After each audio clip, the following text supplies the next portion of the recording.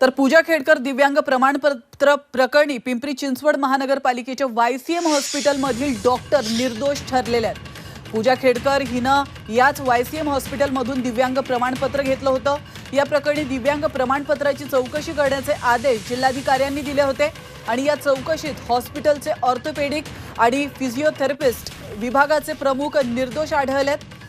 पूजा खेडकर दिव्यांग असल्याची वैद्यकीय तपासणी वायसीएम मधील ऑर्थोपेडिक्स आणि फिजिओथेरपिस्ट विभागाने ही केली होती आणि या दोन्ही विभागांना वायसीएम कडून क्लीन चिट देण्यात आली आहे।